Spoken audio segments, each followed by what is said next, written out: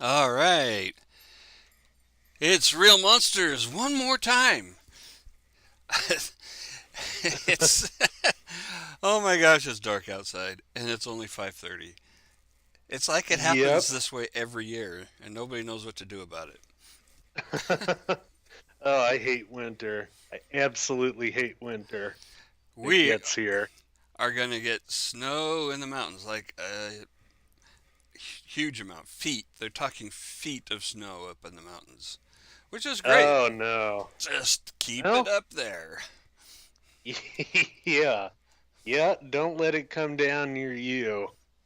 If you don't want it, that is. But I don't know if we're supposed to get any here. It still is pretty warm outside. I think it's upper 50s when I stepped outside to check on that hawk, which for people who didn't know, at about, I don't know, 6 o'clock tonight, it was dark out and I saw this massive hawk come and roost on a telephone wire in my backyard.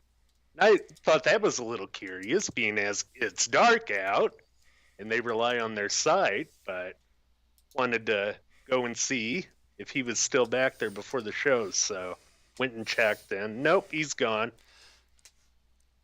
Oh, that's good. And we get a lot of them around here. Yeah, they're pretty ubiquitous. All right, so tonight we have. I think we. I don't know. I'm gonna throw the warning up. We've got body bags Yeah. and recoveries and stuff like that. This is our disclaimer.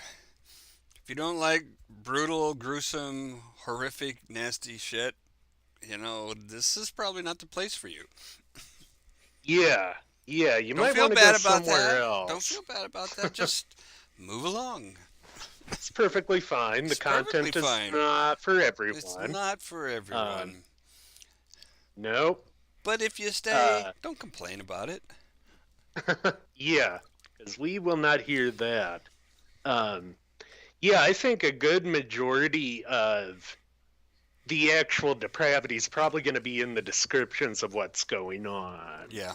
Um, with a lot of this, not so much the actual pictures, but there is still a lot of disturbing shit that's going to go down. Um, and I guess to start this off, Well, we are. before we start that off, we have to have the palate cleanse. Oh, yes, yes, yes, I forgot. We have to How have. is him? She's a lunatic as ever. But we got the pitch. This is a picture of her when she was, I don't know, like 2 3 months old, and she fell asleep under Aw, the chair. And she like used to aw, put her little paw over her nose. You know, cute as hell. aw, aw, M the lunatic real monsters puppy. Yeah, she's a lunatic in a good way, at least. Yeah, he's our little lunatic. That's right. You always want him on your side. Yep, I suppose so. All right, so where does this? This is. I mean, everybody's heard of Candyman. I mean, because of the movie, right? Yeah, which interestingly takes place down in that area of the country. That's about, New Orleans and the ghost of a slave.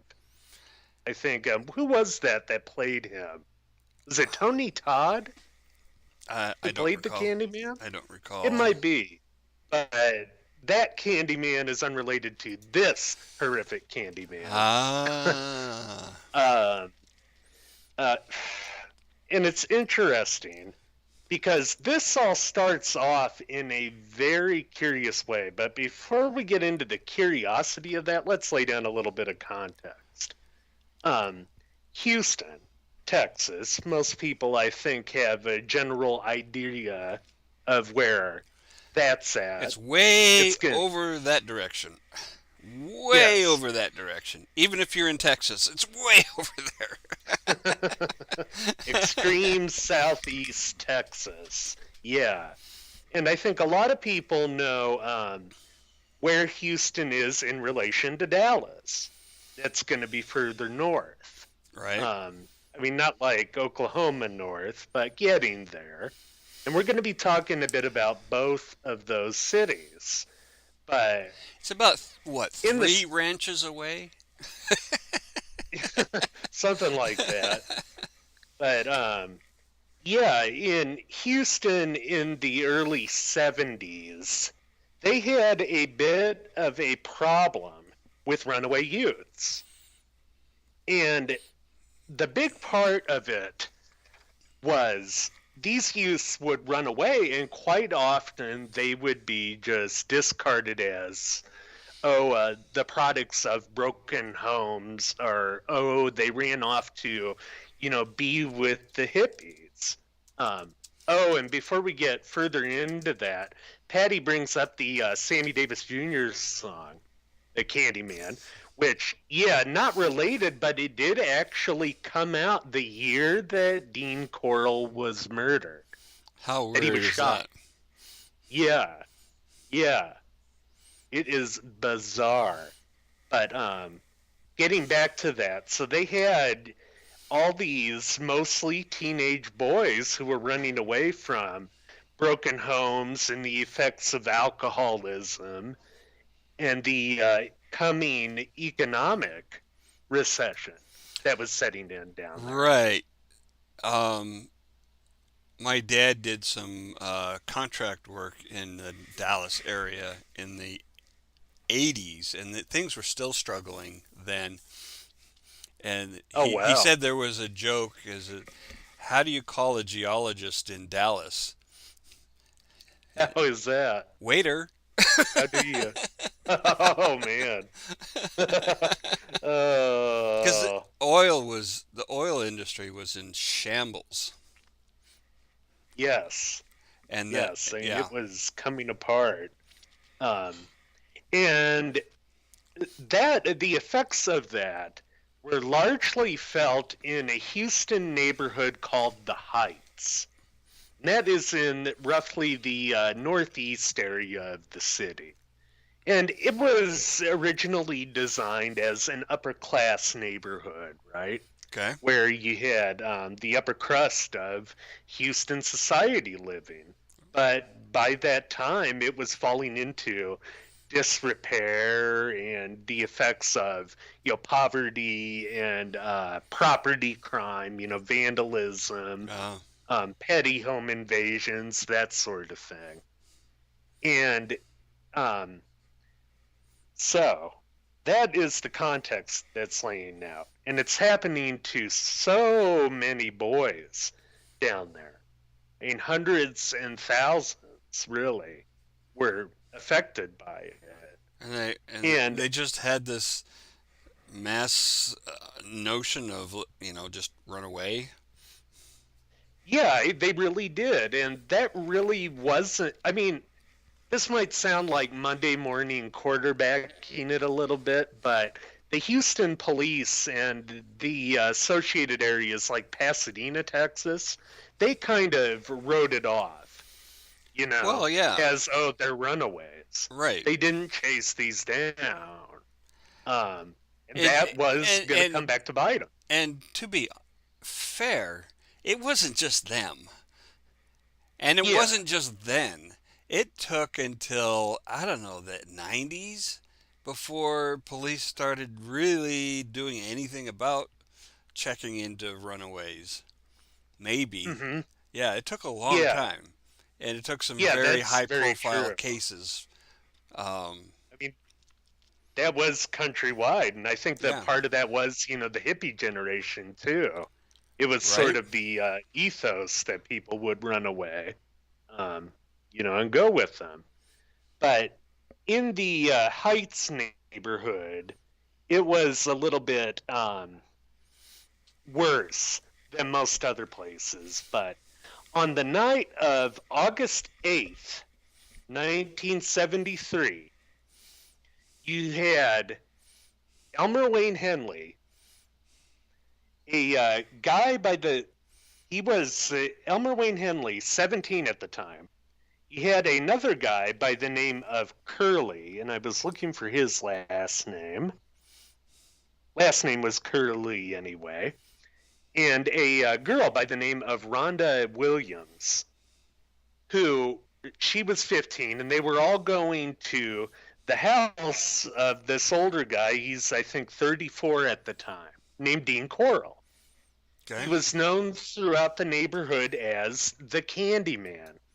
And the reason for that was his mother owned a confectionery business. Oh, so In it wasn't a euphemism for drugs. No, no, it wasn't. Actual candy. But actual candy Uh, at the confectionery business. And he was known to give it away liberally to, neighborhood youth. And he surrounded himself, Corll did, with younger people, which nobody really, thought that was weird at the time. He's this clean cut guy. He works as an electrician during the day, and then at night he helps out around the confectionery shop in the area. And but Dean Corll, as you can guess from everything here, had a dark side. well, As we'll see, okay, this guy okay. had a So Jekyll and Hyde I'm complex. trying to think if the old saying "don't take candy from strangers" started with him, or did it exist before him?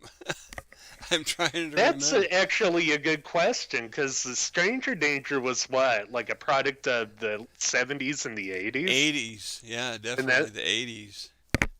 Yeah. he most likely laid the seeds for that, no doubt. But yeah, so Corll invites the three of them, Curly, Henley, and Williams, over for what he deemed it to be a paint huffing orgy, Oh, basically. all right. And I gotta show this picture. What this guy looks like. He's oh my God, used to have that. I yeah, forgot I sent that to you. yeah. So what was that Mad Max movie? Something Road. Oh, oh, I can't even remember now. See, I thought he looked like a Carrot Top after a huffing bender, or maybe Carrot Top after a sexual encounter with the Silver Surfer that landed him in jail. But yeah, Well, that oh come on now it's bugging me. What was that name? Stupid movie.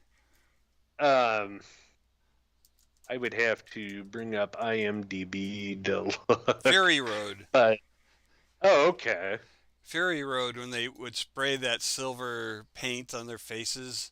It's pretty much just huffing.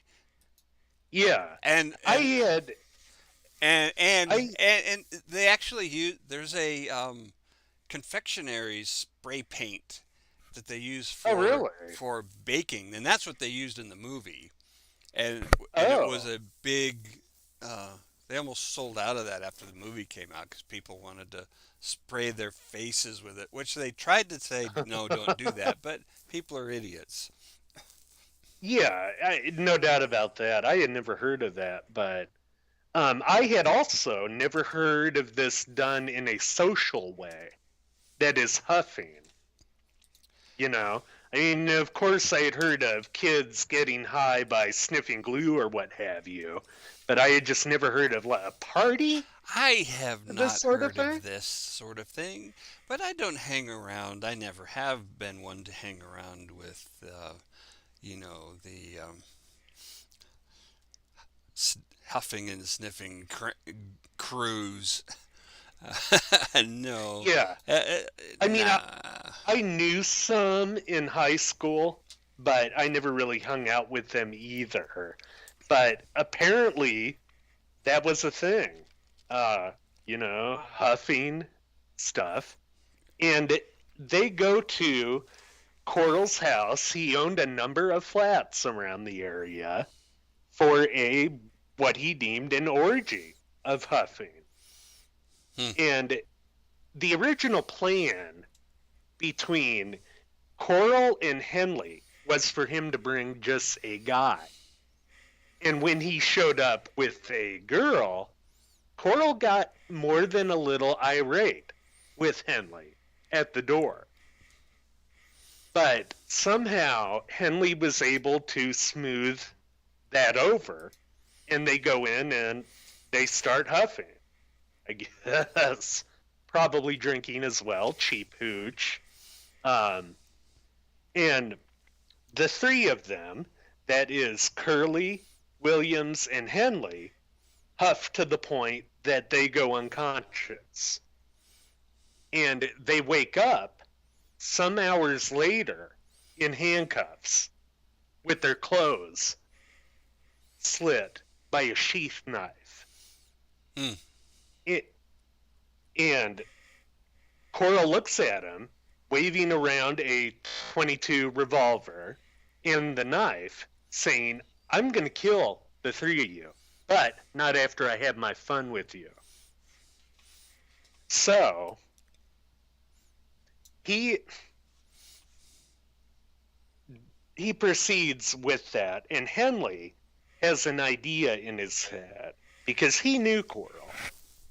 He had an idea of how he was going to get him and the other two of them out of it. So he says to Corll, why don't you have your fun with Curly? I'll have my fun with Rhonda. And we'll go from there. Okay? But you got to let me out of the cuffs. Right. So he does that, and Henley helps cuff Rhonda to. Oh, I should have explained about the bodyboard. Oh, we got a picture of this. Corll had a 7x7 foot sheet of plywood, basically, and it had taut, strong ropes at each of the sides and handcuffs mounted to both sides, and it was bloodstained as well. And his thing was he would literally cuff people to it and torture them. Yeah, oh yeah, that's the bodyboard in evidence. But so from there, Those those law enforcement officers look entirely displeased. They are not yeah, happy men. no, no, not at all. But yeah, from there, they cuff Curly to one side of the board, and they cuff Williams to the other. And remember, Henley's out of his cuffs by now. Right. And Corll is keeping an eye on him to make sure that he does, what needs to be done in this situation. Because, as we said, Rhonda, her presence there threw his entire plan out of whack. Mm. So Corll starts lubing up Curly with Vaseline, and he proceeds to start raping him. And Henley looks at Rhonda, and he basically says, shh, I'm going to get us out of this. And when Corll gets so engrossed in this disgusting sex crime that he's perpetuating, Henley goes for the 22 pistol that he laid down. And he looks at him and he says, Dean, stop. He points it at him. And Dean, I have a theory on this, on what exactly happened, which we'll get to later. But Okay. Dean, he looks at him and he's pissed and he runs at it. Henley shoots him once in the head. And this doesn't immediately drop him. He staggers around bleeding, right? Right. And then he It's a empties. 22. It can happen. Yes, exactly. And then he empties the other 5 rounds in the revolver into Corll's back. And this is at about 3 a.m. in that tiny house in the suburb of Pasadena, Texas. So they got a guy bleeding out. And Henley, of course, he shot him, and then he lets the other 2 out of their cuffs. And they put on what's left of their clothes and call the cops at around 8 o'clock in the morning. That's And, that's like 5 hours. yeah, Right. I mean, I can imagine they were scared. They were more than a little rattled. Maybe it took, them Well, coming they down. probably Yeah. had a lot of argument over how to proceed, right? I couldn't find much in the way of that touched on that. But the bodyboard is important for another reason. John Wayne Gacy actually used it. The exact same design. Wow. That's right. The killer clown, Pogo, as he was known in Chicago, he read about it in the accounts of what happened that we'll be explaining more. He read about it and he adopted it for his own torture of boys up in Chicago. Uh, yeah, they like to share tips and tricks, don't they? They do. They And definitely by the do. way, 1973 was when guess who was getting rolling up here in Seattle? Oh, Bundy. guess who the band? Oh, Bundy. Bundy. Bundy was Bundy was just This is starting to get true. really prolific up here in Seattle at the same time. Wow. I don't know, man. I mean, Fucking we've 70s, explicated man. on the 70s. Yeah. It's so weird, man. The existential shit. But, um, so the three of them, they've got this guy dead, bleeding out in a tiny hallway in that house. And they finally call the cops at 8:30, and they bring out a uniform to assess the situation. And they find the torture board. They find a gigantic dildo and just mountains of pornography, torture devices, and Polaroids. These Polaroids showed a lot of missing boys that were in their files, both Oh. in Houston, Pasadena, and throughout Texas. And that's where the rabbit hole starts, which we'll get more into. Um, Okay, so yeah, it seems kind of odd that Henley would call the police if he was in, because he was involved in at least some of that shit. yes, Obviously, because he was there. yes, oh yes. And I mean, so he was, but he calls the cops basically on himself. what I think that he had, or at least he thought that he had a solid case for self-defense Well, and sure, defense of the third person. for that one. Yeah, But what yeah, about the rest yeah. of the shit that he was involved in? What about the others? Yeah, Yeah. and that gets into all the other issues. They get out there and they assess the scene and they take Henley back for questioning. And Henley says, I can show you where the bodies are buried. So he leads them to a storage facility in Houston, a boat storage facility.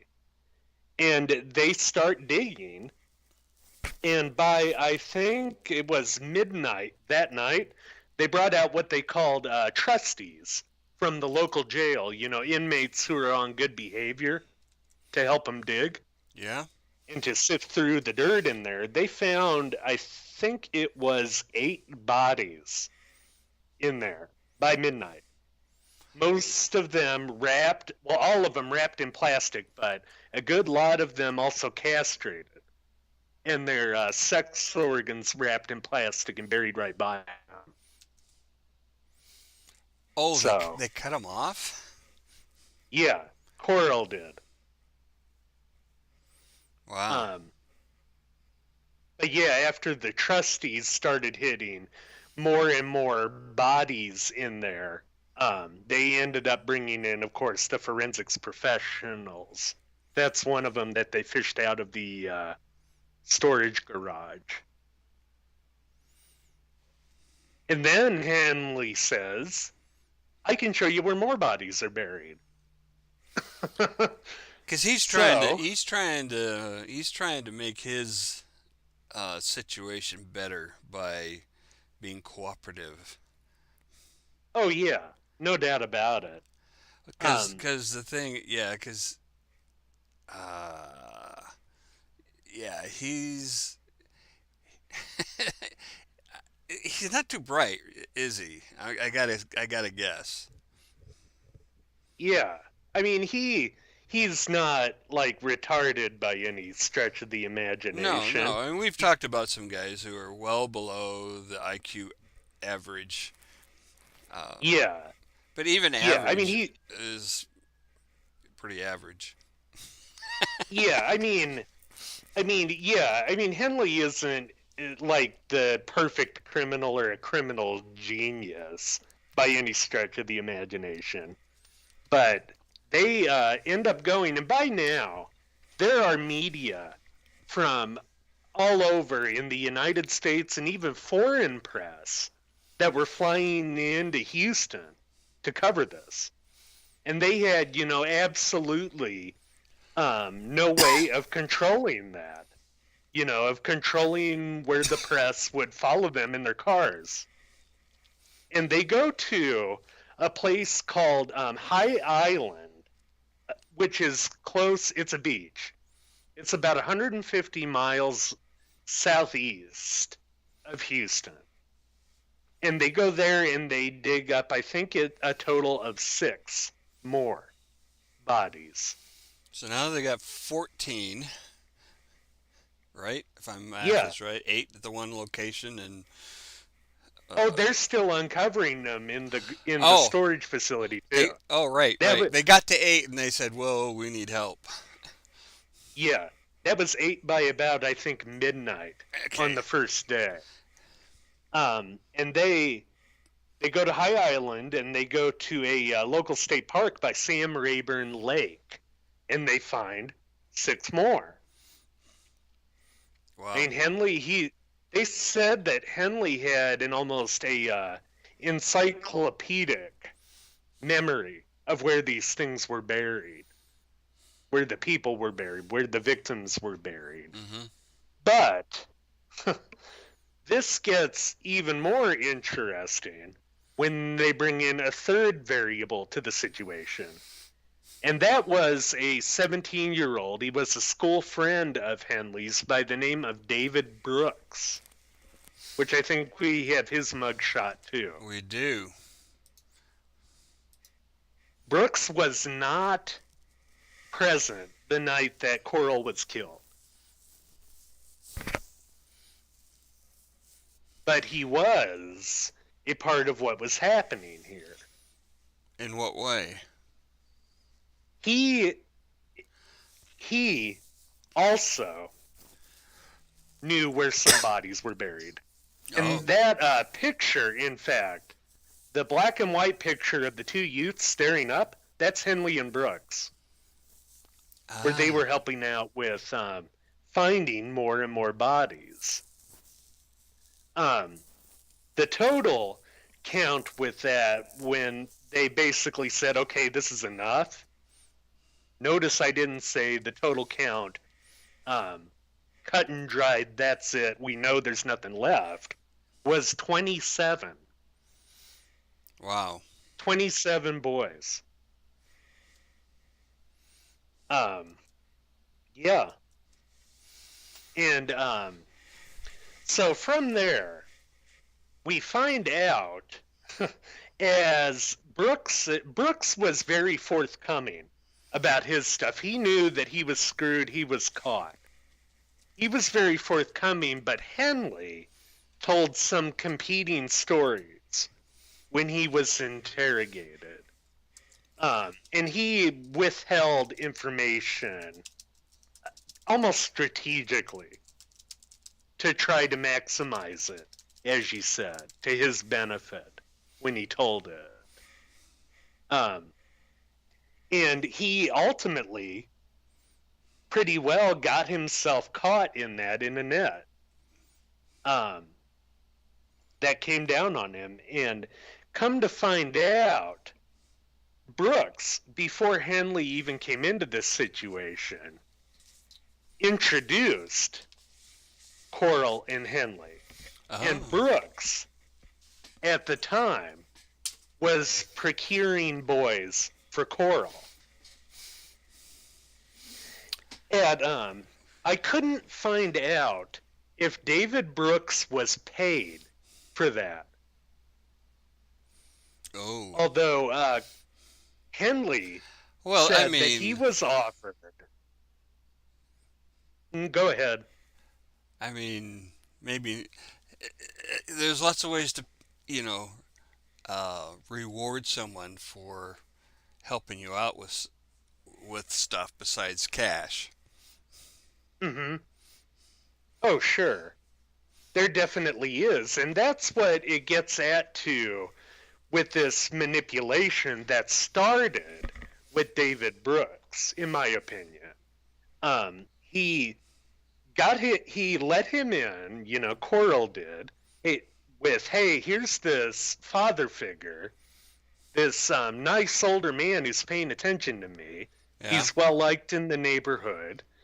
And somehow, the mental leap from giving him free candy to discussing what came out in his confession to be called the organization is just a hell of a leap for me. I'm trying to wrap my mind around that.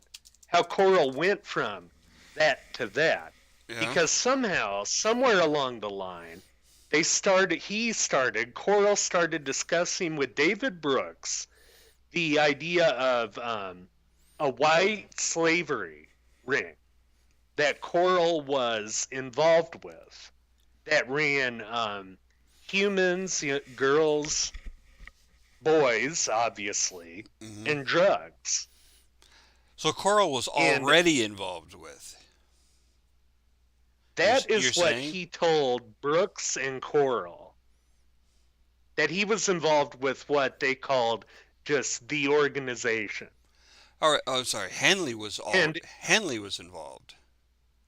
no, no, Oh, no, Corll okay. was involved. Okay. The nice older man was involved. And I have trouble wrapping my mind around how you go from that image of the Candyman to that even. Right. Right. So is Um, there any indication that Coral was not the initiator of these things? That one of the other guys,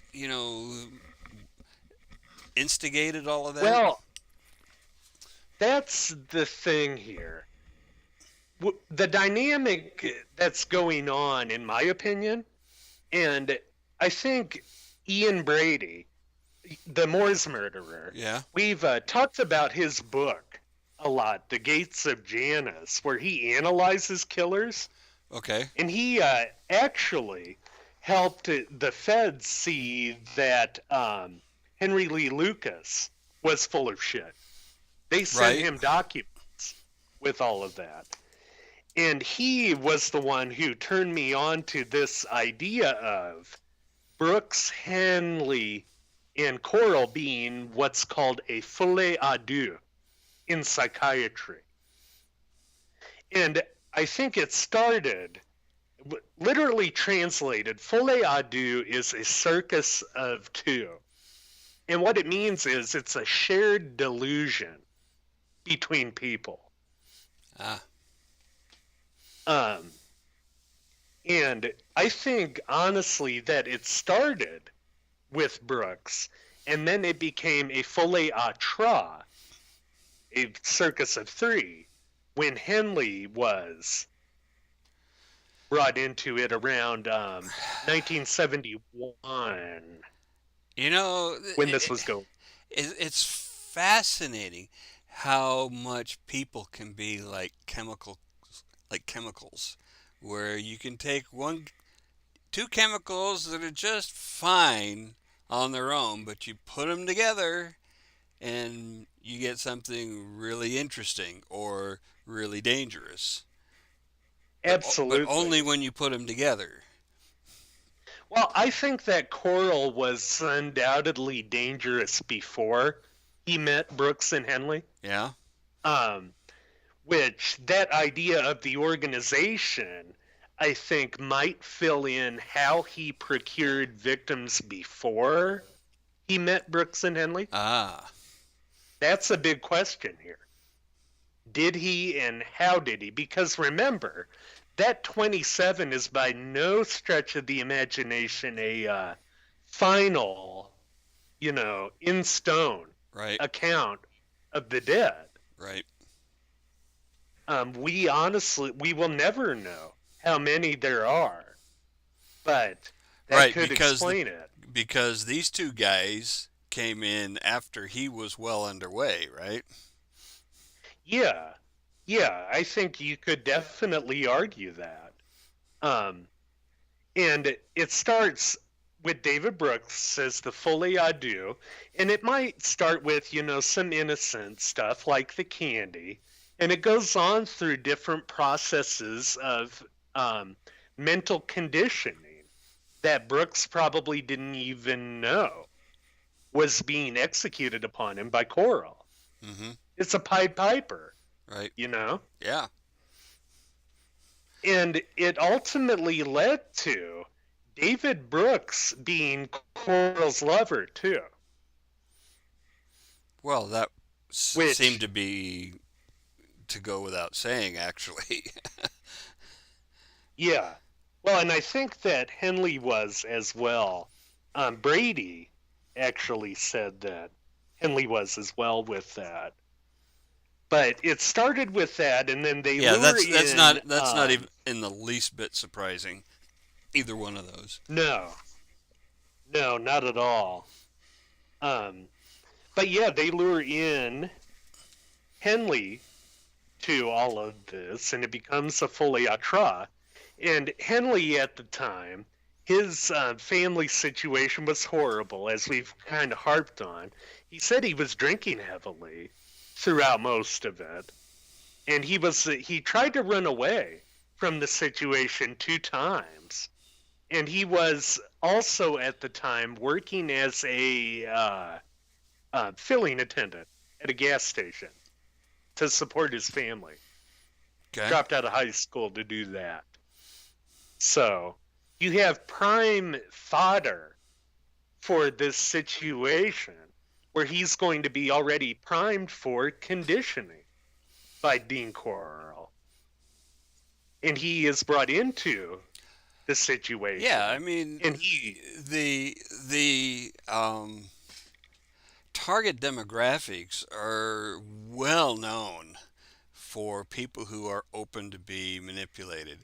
Is I mean, every abuser knows what those are like. Every sociopath knows what those traits are. This is well known set of attributes. Every mm-hmm. cult leader knows what those are. Oh, no doubt. I mean, they unconsciously prey on that. Yeah, No doubt about it. I'm convinced that most of them don't even have to think about it. They can just spot them from across the room. Yeah.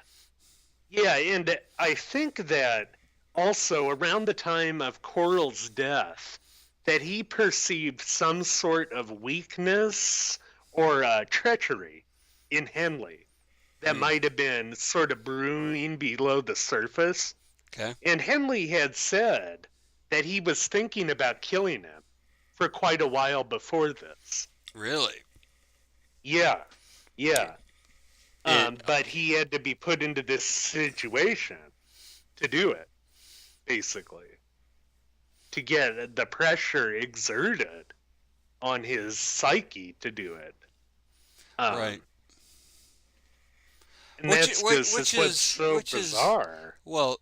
I'll tell you what's also bizarre about that claim is that he knew where these bodies were, which means he took part in some degree, Yeah. Oh, at least to burying them. at the very least, the burying, right? So then, Yeah. why was killing Corll such a struggle for him?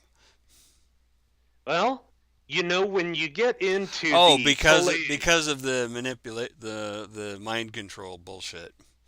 yes, Right, yeah, right, the right, right, fully right. situation rests on a strong head of it Mhm. sucking in Mhm. the others, Right. and it becomes a shared delusion. And that's what's interesting about it is the only way to cure a Foley situation Yeah. is to either separate the weaker components of that chemical equation, as it were, or to cut off the head. Mhm. So, when you get into this, I think that Henley and Brooks are genuinely remorseful for what they did. And even though both of them, I think, were conditioned into actually liking the killing and the torture, there's proof that they participated in both. Yeah.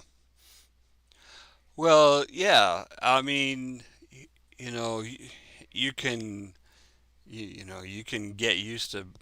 I mean, history proves it. You can get used to anything. Literally anything. You can get used to it. Yeah, Um, slow conditioning yep. with that. And the interesting thing as well with that, which people might like to hear, this has actually even been observed in pets, the Foley situation, or shared delusional disorder, as it's now called. Um, Also known there as was dinner a, time. yeah, exactly. And let me bring up that little vignette from a psychiatrist that I shared with you Oh, I don't think about the I dog. don't think I added that in. So We should have. We should have. I will. It's in here somewhere. I'm going to Facebook to find it because I know it's in. Damn it! Because I know it's in Messenger.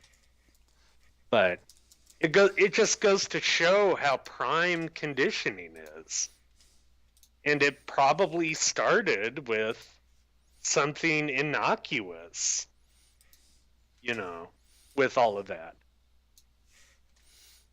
and it ultimately led to this guy that I honestly do not think would have been a killer otherwise. Well, these guys who would not have been killers otherwise.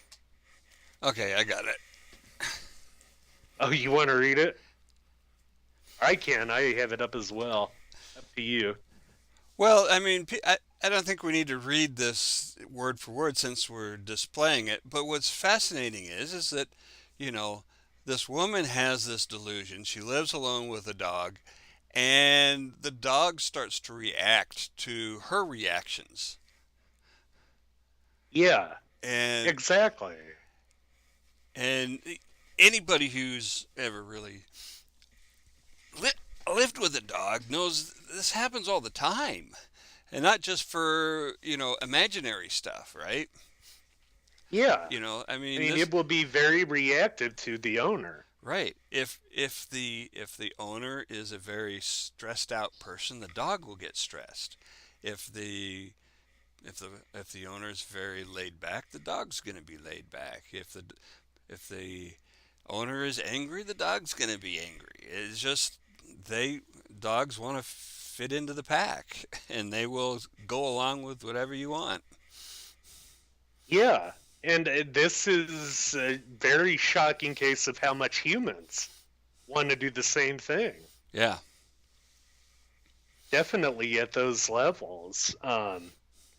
But yeah, it's astonishing how little the media had covered that situation or had given coverage to the Foley as an idea. Well, it doesn't surprise me at all. Most journalists are morons, and it would be too complicated for their tiny little brains. Yeah, this is true. I mean, Um, there are some very good, very ethical, very smart journalists, but they are so much the exception, and it's worse and worse every year. yeah, yeah. I mean, it definitely gets there. So when But you start, uh, if they can't have it explained to them in two sentences, they're not going to get it. yeah, And even if they do get it, they'll get it wrong. So it's just as well. oh, absolutely. But yeah, it's fascinating because the other thing is we really don't know all that much about Corll's life. Um, there just isn't that much. He was in the army, we know, Yeah, and when he was a child, he was prone to anti-authoritarian behavior, and he also had what is fascinating to me, a heart condition that was unspecified really. and glandular problems that were somewhat unspecified. Hmm. But there's quite a large body of medical literature that says that glandular issues can shape the personality if they happen at the right time in the development process. Sure, sure, sure. And if you Uh, couple that with an underdeveloped hippocampus, uh, then you have a sociopath with a personality problem, right? yes. Oh, absolutely. Most definitely. But the thing with Corll as well, he's not the picture of the rational psychopath. Brady, in his entire chapter that he devotes to him, Hmm. says that he falls more on the psychotic side than the psychopathic side. And in fact, there's evidence, and Henley said this in his confession, that Dean would love the boys as he was torturing them. He would talk to them, he would stroke the cheeks, he wouldn't seek to depersonalize them early on, Hmm. which is fascinating because most psychopaths go the opposite route. Right. This is true. This is true. They don't see people as people. Yeah, Now, yeah, not at all. one of the things in the comments, Patty asked, why, what was the reason behind the killings? And I kind of wanted to address that, and I'd been thinking about addressing that in the show a little bit because I, I'm working on a chapter for Little Book of Big Rules 2 on Oh, killing and the reasons for killing historically and currently. And I've come up with a hypothesis that all killing is problem solving. yeah, definitely. That In at multiple levels. many But levels, right? yeah, From a international strategic diplomatic perspective, going to war is solving a problem by solving the problem of one country by attacking and killing another country, whatever the hmm, problem is, right? Um, yeah, a lot of serial killers start killing because they start as rapists and then kill to solve the problem of getting caught. yeah, That yeah. kind of thing, Pragmatic right? issues with the Um, crime. Crimes of passions are problem solving. Uh, you know, Armed robberies gone wrong or problem solving. They're solving a problem of I don't want to get caught. Hmm. Yeah, absolutely. So And in this I mean, case, nobody got to interview him, so we don't know what problem Corll was trying to solve by killing these boys. And it could be yeah, the problem of he needed to. I mean, it could be that, right? That could be the problem. He felt a compulsion to do it, and that was the problem that he had to solve by following through. uh, when you get down to it with Coral, the act of murder itself was not his end game in the way that it often is with lust killers Mm-hmm. that we've talked about. Mm-hmm. Um, because Henley, he started off with a lot of this by executing the victims when they probably, like you said, got to the point where, they're not going to survive. Right. You might as well just Finish it. do that. And yeah, and Brady, he totally agrees with what you said about the pragmatic side of that. In fact, he stresses that most criminals, when they get into this stuff, don't realize just how hard it is to keep all that up. Oh yeah. Oh yeah. Yeah, I mean, but and we've talked about enough people, that God dang, being a serial killer is a lot of work. It's a yeah, lot of work, and there's a million details to keep straight if you're not going to get caught. yeah. And they Oh, always absolutely. and they always drop the thread somewhere along the line and make a mistake because there's just too much. They're juggling too many details. Yeah. Oh, yeah. Oh, Patty's absolutely right. Put them out of their misery.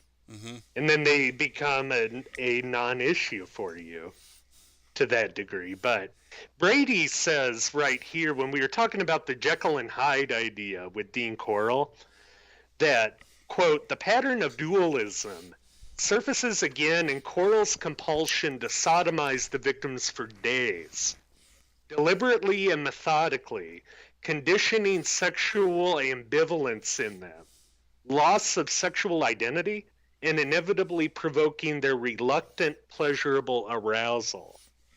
Thus, in attempting to destroy and simultaneously recreate a new psyche in the victim, it could reasonably be contended that Corll was, probably subconsciously, transcending the boundaries of mere sadism and vainly reaching for delusive omnipotence, arguably the ultimate impossible ambition of all serial killers. Yeah. I, Yeah. True. You hear it over and over again is that ultimate power over life and mm-hmm, death as yeah, being a strong motivator for these people. Um, yeah, and and so often they come from powerless environments growing up, and so mm-hmm. they really are attracted to that sense of power. Oh yeah, and Brady, he talks a bit about that in the forward to his talks on the individual killers. He says that these guys look at the world and they see it as nihilistic, basically. There is, no order to anything. So what they do is they create what he calls their own microcosm, their own world, Hmm. where they can be God. Right.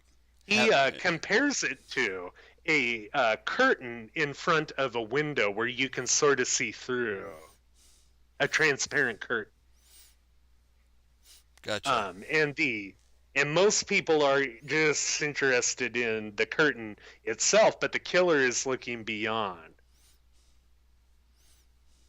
Uh, but I mean, his book it's very nihilistic, like I said, but I think he really knows his stuff when you get into this.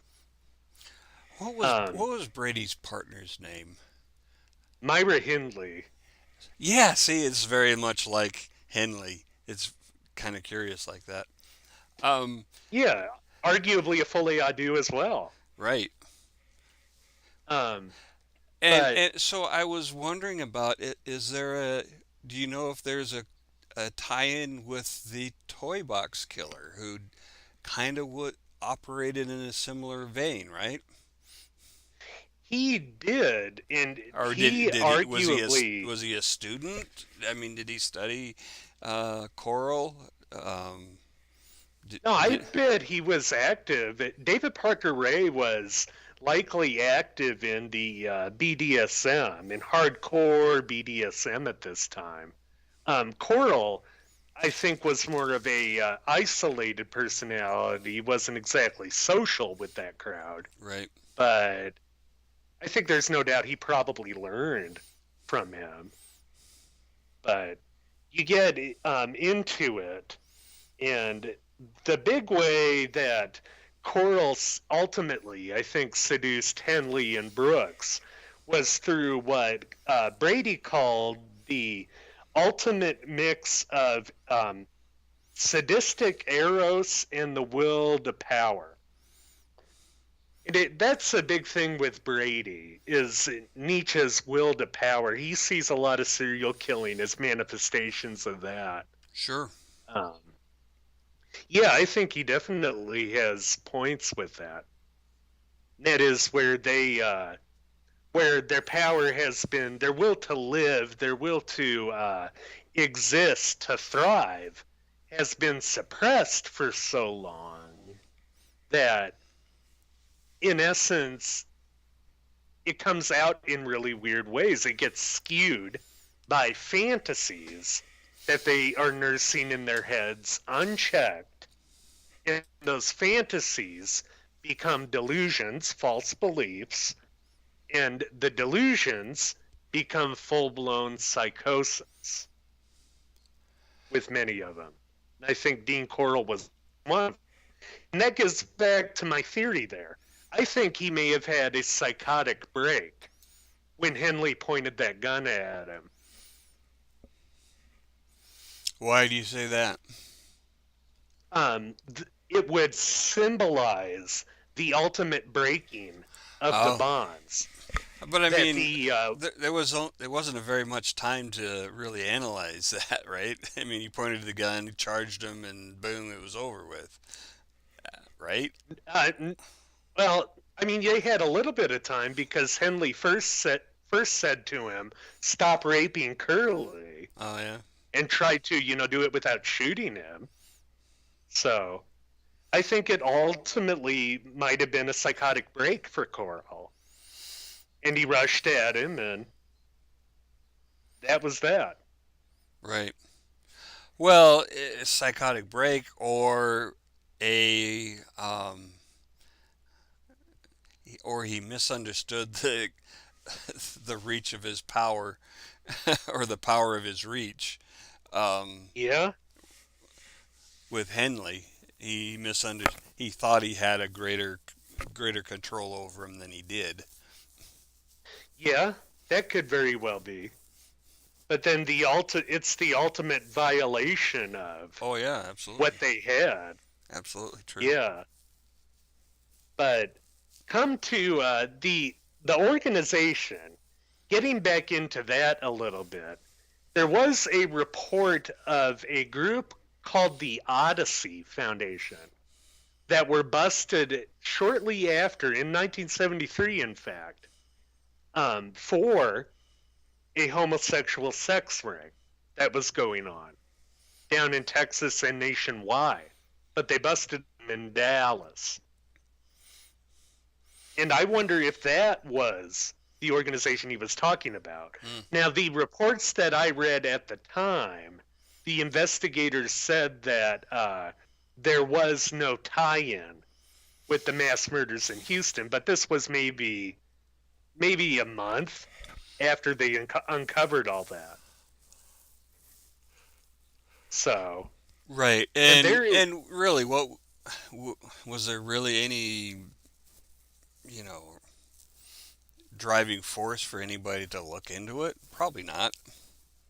no, no, and it needs to be put in context too when you're reading that with a homosexual sex ring that in 1973 intersex sodomy was illegal in Yeah, the state of Texas yeah. and throughout much of the country. Um, in fact, it didn't become legal until 2003. Wow. Yeah. Although I'm guessing they just stopped enforcing it for a long time. Oh, yeah. Yeah, definitely. Discretion kicked in, and they just said this isn't worth our time.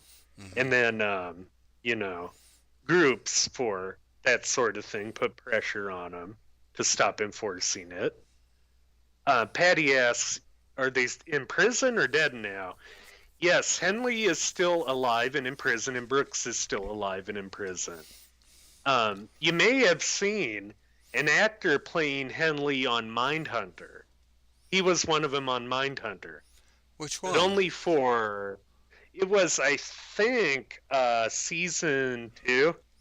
I can't remember the episode, but they went down to Huntsville, Texas, and interviewed him Oh, in it. I have to rewatch that series, and it's they've pretty much uh, said that they're not going to do anymore. That sucks, Yeah, man. There's so much more they could have done with that. very, very popular series too. Yeah, I But mean, apparently, it just cost too much money to make. that's too bad, man. David Fincher wasn't tied up with other projects. I don't think that was the reason. Good. And at least he was. I know that's why they initially put filming it off, is because he was tied up with other stuff. But that sucks that they're stopping it. Yeah, it does. There's multitudes of other shit that they could have stopped. But Oh, no kidding. man, it is. There is so much of the similarities too between Corll and Gacy, and it doesn't just stop at the bodyboard.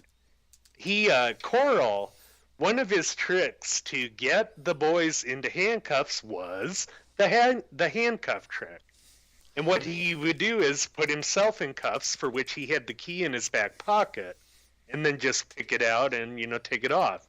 And he would say to them, "Here, you try."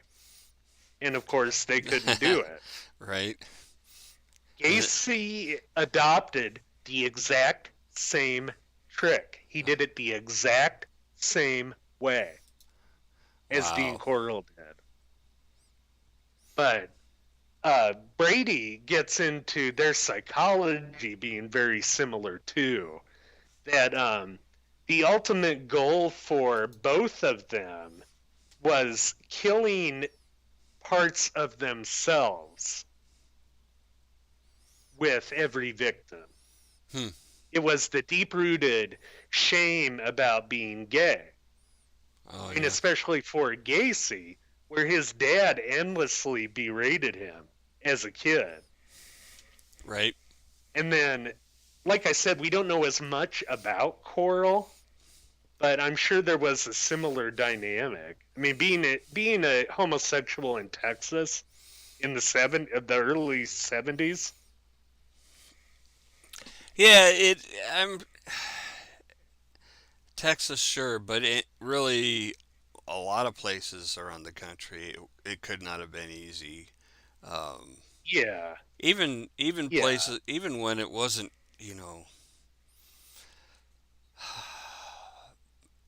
directly intimidating, it was made fun of. sure, most definitely. One of my, Sad. yeah, yeah.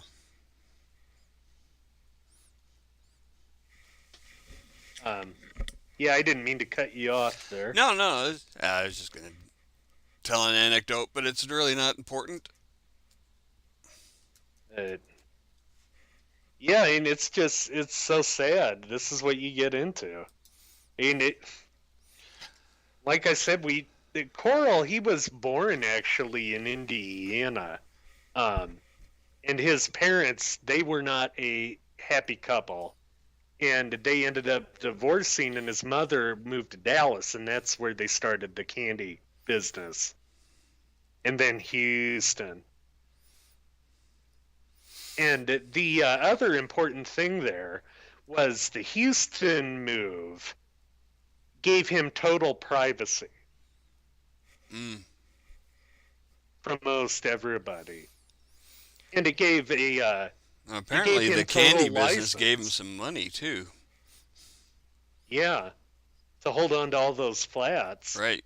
And Henley reported in his confession that he was offered $200 a head. That's a lot of money in the 70s.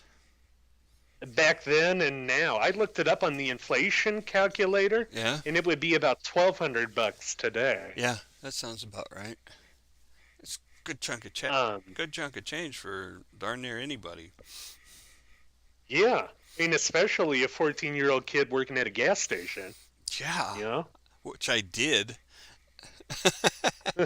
Yep. I probably made $1.25 an hour in the 70s, something like that. Yeah. But with the 200, it's important to note as well, I don't think he ever collected on any of that. Ah, being I offered saw and it. being paid different stages. Yeah. It might have been part of that Pied Piper thing with Dean Corll of sucking him in, but I did see a couple of my sources that said he was paid $5 to $10. Ah, So, well, so one of those mental manipulations can very easily be that he's offered 200 and and then Coral might have strung him along for the payout. And one of the reasons sure. he stays around is because he wants to get that cash, and he keeps being promised. Oh yeah, And he if he wants to leaves, collect. he won't get it. Yeah, man, most definitely though. I Oh, think the ultimate lesson there is watch out who your kids hang around with. man, And slow conditioning, the man, the can warp anybody. the problem is that when kids are teenagers, and everybody who's an adult has been a teenager, you know, you, I can tell you as being on both sides of that equation, it, parents don't know everybody that kids are Yeah. around. You just don't. You can't. Oh, definitely. And even when they started discovering bodies that were tied to Dean Corll, none of the neighbors had a bad word to say about him.